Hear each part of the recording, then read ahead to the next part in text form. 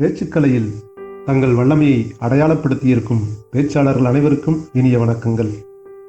உறவுகளை பற்றிய உங்களின் உரையில் எதிர்காலத்தின் மீது மற்றற்ற மகிழ்ச்சி பிறக்கிறது, நம்பிக்கையும் பிறக்கிறது.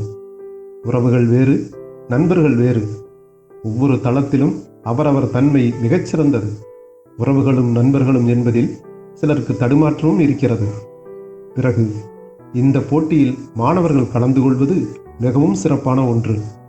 மாணவர்களே, நீங்களே இந்த உரையை தயார் செய்திருப்பீர்கள் என்று நம்புகிறேன். அதையே விரும்புகிறேன். ஒரு தலைப்பை ஒட்டி புத்தகங்களை புரட்டுங்கள், யாரிடமாவது தகவலை பெறுங்கள், கூகுளுக்குள் கூட பயணம் செய்யுங்கள். இறுதியாக அந்த உரையை நீங்களே வடிவமைப்பு செய்யுங்கள். அது உங்களை மேலும் சிகரத்திற்கு அழைத்துச் செல்லும். தேடல் உள்ளவர்களே வெற்றியை பெறுகிறார்கள். பொதுவாக மேடை பேச்சில் கடின நடை, எளிய நடை, இலக்கிய நடை, அடுக்குமொழி நடை, கொச்சை நடை என 5 வகையான நடைகள் கூறப்படுகிறது. நீங்கள் உங்களுக்கு பொருத்தமான ஒரு நடையை தேர்ந்தெடுக்கலாம். அதையே திரும்ப திரும்ப பயிற்சி பெறலாம். ஒரு பேச்சு எந்த மேடையில் நிகழ்த்தப்படுகிறதோ அந்த இடத்திற்கு பொருத்தமாக இருந்தால் அது நல்ல பேச்சாக மட்டுமே இருக்கும். காலத்தை வென்று நிற்கும் சொற்பொழிவாக உயர முடியாது. எல்லா மக்களுக்கும் எல்லா காலத்துக்கும் ஏற்றுக்கொள்ளும்படியான உண்மைகளை உள்ளடக்கி இலக்கிய நயங்கள் மிளிர அமைக்கப்பட்ட தலையாய சொற்பொழிவுகள் நிலைத்து நிற்கின்றன.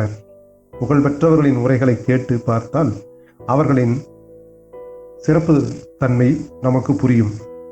விவேகானந்தர், ஆபிரகாம் லிங்கன், திருவி கல்யாண சுந்தரனார், பெரியார், அண்ணா, குன்றக்குடி அடிகளார், NS கிருஷ்ணன் இவர்கள் தங்களுடைய அவரவர் துறையில் தங்களை அடையாளப்படுத்திய மிகச்சிறந்த பேச்சாளர்கள்.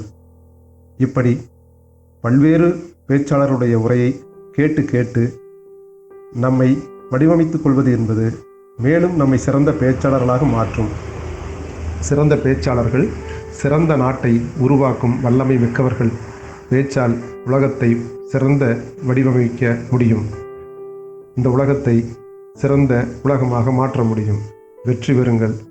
இந்த போட்டியில் வெற்றி பெற்ற அனைவருக்கும் வாழ்த்துகளோடு பங்கு பெற்றவர்களுக்கும் என் இனிய வாழ்த்துக்களை தெரிவித்துக் கொள்கிறேன். நன்றி, வணக்கம். இந்த வீடியோ பற்றிய கருத்துக்களை கமெண்ட் பண்ணுங்க. சேனலை மறக்காம சப்ஸ்கிரைப் பண்ணுங்க.